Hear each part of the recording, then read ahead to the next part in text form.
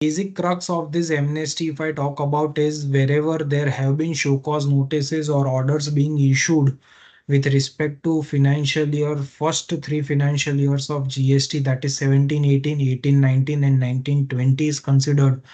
Whatever amount of show cause notice or order have been issued, if you pay that amount, the tax amount, if you pay it up, leaving aside the interest and penalty part, your waiver will come effect for interest and penalty. So the total GST amount in terms of tax payable, if paid before 31st of March 2025, it will get effect to that in terms of this section 128A amnesty is considered.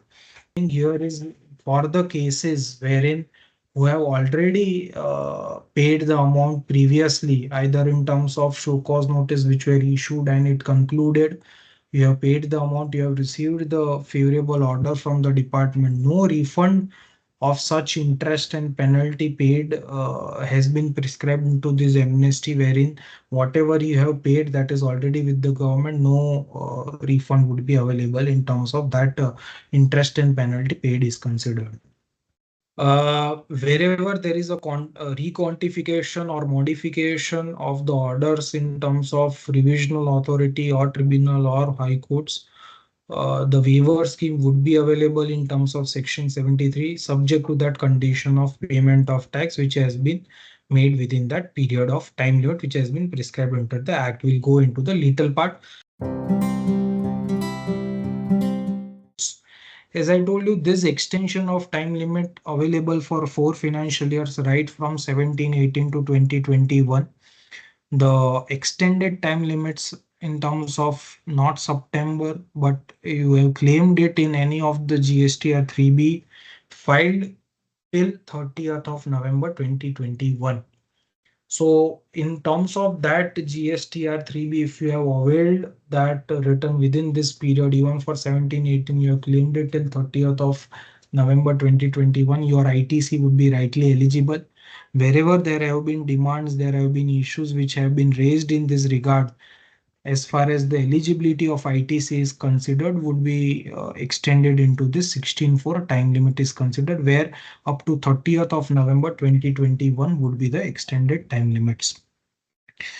16.6 is with respect to that revocation of cancellation, registration cancellation or suspension of registration. ITC would be was restricted for that period because that period was not counted into that.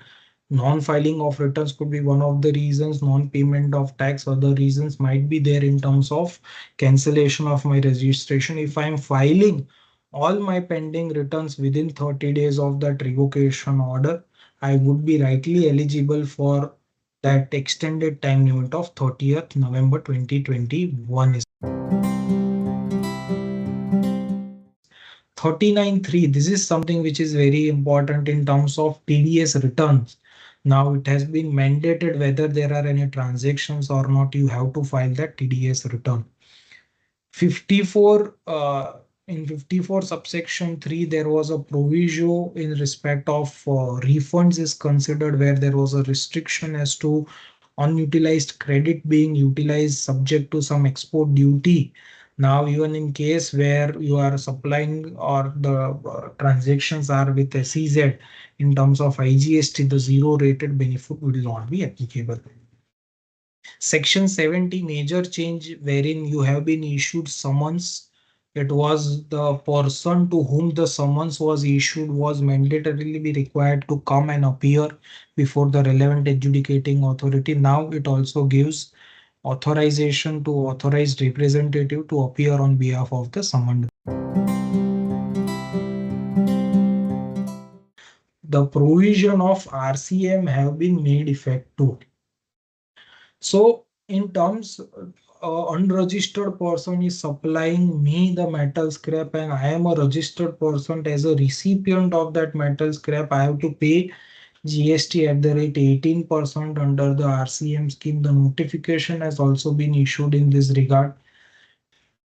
Along with this RCM, if there is a transaction between two registered person, a B2B transaction, or TDS, first time in the history of GST, uh, TDS has been implicated between two private organizations, because generally Section 51 of the CGST Act always covered something of the governmental authority, local authority, government organization, state government, central government making supplies. But first time it covers two private organizations registered to registered B2B supply. Implications of 2% of TDS will come into picture. So this is going to be a major change, and from 10th of October, these provisions have been made applicable. Now, these demo vehicles were used to promote the sales and were considered as a capital goods under Section 2 sub clause 19 of the CGST Act, which in due course, in case of eligible for ITC, if claimed otherwise under 16(3), not eligible for depreciation, not eligible for ITC, both benefit cannot be taken simultaneously.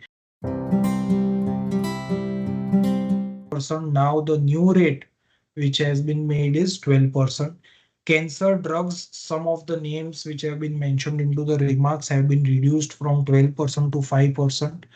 RMPU, which is the air conditioning machines which is used in railways, the classification of the said needs to be made under 8415, which attracts 28%.